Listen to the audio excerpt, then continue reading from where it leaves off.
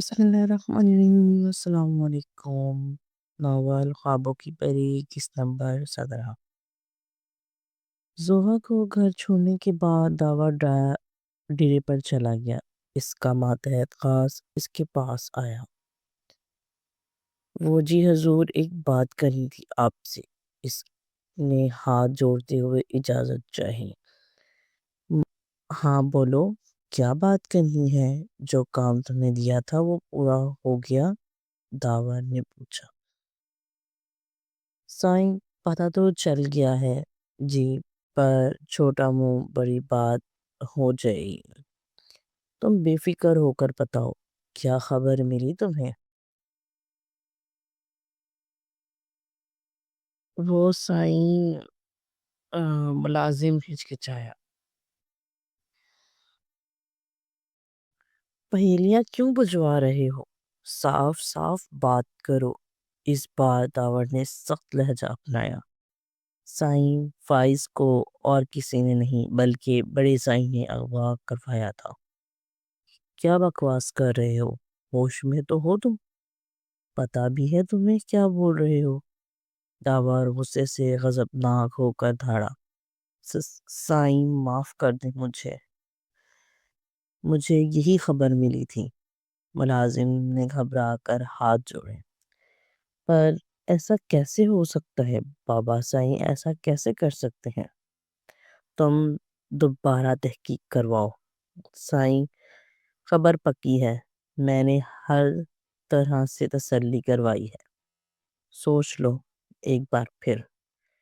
अगर जो ये खबर झूठ निकली तो तुम्हारा वो हशर करूंगा कि तुम सोच भी नहीं सकते।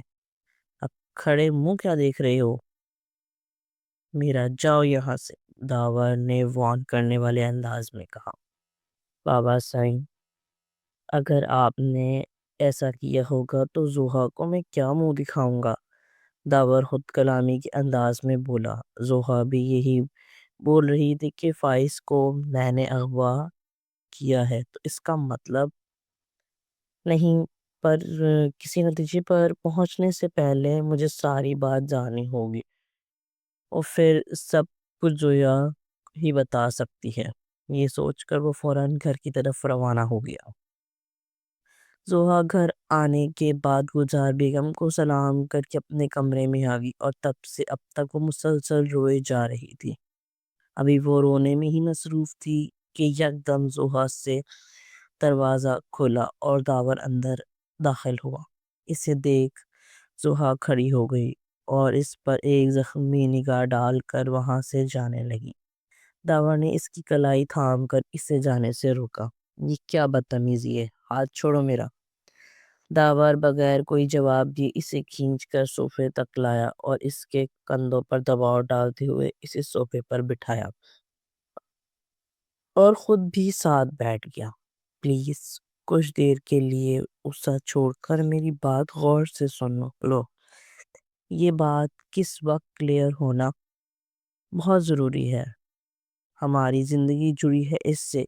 इसलिए कुछ वक्त के लिए गुस्सा छोड़कर मुझ कुछ बातों के जवाब दो। किन बातों के जवाब चाहिए आपको मुझसे? जोहा ने पूछा। तो मुझे अलिफ से ये तक वो सारे वाक़यात, मामूली या गैर मामूली, जो हमारे रिश्ता होने से शादी होने तक हुए हैं, मुझे वो बताओ। आपने ही तो सब कुछ किया था और अब आप ही पूछ रहे हैं। अगर मैं जानता होता तो तुमसे पूछता क्यों? दावर को गुस्सा आ गया। इसने गुस्सा दबा कर धीमी आवाज में कहा। अनजान बनने की अदाकारी तो खूब कर रहे हैं। वो इसके गुस्से को खातिर में लाए बगैर बोली। पागल हो तुम? यहाँ मैं अपनी बेखबरी पर पागल हो रहा हूँ और तुम्हें अदाकारी लग रही है। आपकी बार वो खुद पर काबू ना रख सका और चिल्लाया। जोहा की डर से हिचकी निकली। जोहा का डर देखकर दावर समझ गया कि नरमी से वो कुछ नहीं बताएगी, इसलिए अपना लहजा सख्त बनाते हुए बोला। अब तुम एक भी फजूल सवाल पूछे बगैर मुझे सच बताओ, वरना मुझसे बुरा कोई नहीं होगा। इसके बाद जोहा ने रोते रोते इसे सब बताना शुरू किया। جیسے جیسے وہ سنتا جا رہا تھا اسے لگ رہا تھا جیسے اس کے ارد گرد دھماکے ہو رہے ہیں۔ پوری بات بتاتے بتاتے زوہا کی ہچکیاں بن گئیں۔ داور کو سمجھ نہیں آ رہا تھا وہ کیا بولے۔ اس کی وجہ سے کسی کی زندگی میں اتنا بڑا طوفان آ گیا تھا اور اسے پتہ بھی نہیں چلا تھا۔ زوہا وہاں سے چلی گئی تھی اور وہ سر پکڑ کر بیٹھ گیا۔ کتنی ہی دیر وہ وہاں سر پکڑ کر بیٹھا رہا۔ پھر اس نے بابا جان سے بات کرنے کا سوچ کر ان کے کمرے میں آیا۔ اما سائیں، بابا سائیں کدھر ہے؟ اس نے گلزار بیگم سے پوچھا۔ وہ تو ڈیرے کی طرف گئے ہیں۔ سب خیریت؟ تم کیوں اتنے پریشان ہو؟ سب ٹھیک تو ہے؟ آخر ماں تھی، بیٹی کی پریشانی ایک نظر میں بھاپ گئی۔ نہیں، سب خیریت ہے۔ کچھ کاروبار کے متعلق بات کرنی تھی، میں وہیں مل لیتا ہوں ان سے جا کر۔ یہ کہہ کر وہ تیزی سے کمرے سے نکل گیا۔ ڈیرے پر پہنچ کر وہ سیدھا صفدر صاحب کے پاس پہنچا جو بیٹھے ہوئے گاؤں والوں کے مسائل سن رہے تھے۔ بابا سائیں، مجھے آپ سے اکیلے میں کچھ بات کرنی ہے۔ ہاں بولو، آؤ، کیا بات ہے؟ انہوں نے وہاں بیٹھے لوگوں اور اپنے ملازمین کو جانے کا اشارہ کیا اور داور سے پوچھا۔ بابا سائیں، آپ نے اظہار صاحب کو زوہا کی مجھ سے شادی کے لیے کیسے منایا تھا؟ داور نے اپنے لہجے کو سرسری رکھتے ہوئے استفسار کیا۔ صفدر صاحب اس کی بات سن کر چونکے پر ظاہر کیے بغیر بولے۔ منانا کیا تھا؟ اپنے جس بھتیجے سے وہ زوہا کا نکاح کروا رہے تھے وہ عین نکاح والے دن گھر سے بھاگ گیا تھا، تو انہوں نے خود مجھ سے تمہاری اور زوہا کی شادی کی بات کی تھی۔ فائز بھاگا تھا یا آپ نے اسے اغوا کروایا تھا؟ صفدر صاحب اس کی بات سن کر حیران رہ گئے، پر پھر اپنے لہجے کو سخت بناتے ہوئے بولے۔ تم اپنے باپ پر الزام لگا رہے ہو؟ بابا سائیں، بس اب اور نہیں، مجھے سچ جاننا ہے ورنہ میں پاگل ہو جاؤں گا۔ وہ اپنے بالوں میں انگلیاں پھنساتے ہوئے بولا۔ ہاں، میں نے ہی کروایا تھا اغوا، کیونکہ میں اپنے جوان بیٹے کو تڑپتے ہوئے نہیں دیکھ سکتا تھا۔ وہ بیٹا جس کو میں نے خراش تک نہیں آنے دی تھی، اسے یوں تڑپ تڑپ کر مرنے کے لیے چھوڑ دیتا۔ پر بابا سائیں، آپ نے اپنے بیٹے کی زندگی بچانے کے لیے کتنی زندگیاں برباد کی، پر پھر بھی آپ کا بیٹا خوش نہیں ہے۔ زوہا نفرت کرتی ہے مجھ سے۔ اس سب کا ذمہ دار مجھے سمجھتی ہے۔ داور ہارے ہوئے لہجے میں بول کر نیچے بیٹھ گیا۔ صفدر صاحب اس کی حالت دیکھ کر تڑپے۔ میرے بیٹے، تو پریشان مت ہو، میں ثابت کروں گا تیری بے گناہی۔ میں زوہا کو سب بتا دوں گا۔ وہ اس کا چہرہ اپنے ہاتھوں میں بھرتے ہوئے بولے۔ نہیں، اب آپ کچھ نہیں کریں گے۔ اب جو کروں گا میں کروں گا۔ کھائیں میری قسم، آپ کسی کو کچھ نہیں کہیں گے، زوہا سے یا کسی سے بھی نہیں۔ وہ ان کا ہاتھ اپنے سر پر رکھتے ہوئے بولا۔ پر داور، نہیں، اب کچھ نہیں۔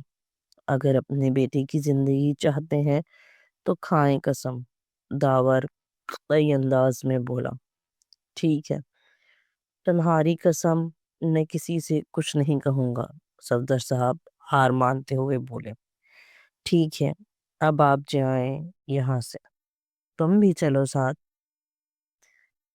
نہیں، پلیز بابا سائیں، آپ جائیں، میں اس وقت کسی کا بھی سامنا کرنے کی حالت میں نہیں ہوں۔ میرے اعصاب تھک چکے ہیں، میں کچھ دیر اکیلا رہنا چاہتا ہوں۔ جب کچھ سنبھل جاؤں گا تو آ جاؤں گا گھر، اور پلیز یہاں کوئی نہیں آئے۔ سارے ملازمین کو منع کر کے جائیں۔ صفدر صاحب اسے نہ مانتے دیکھ کر وہاں سے چلتے گئے۔ وہ پوری رات داور نے وہاں کھلے آسمان تلے بیٹھ کر گزاری۔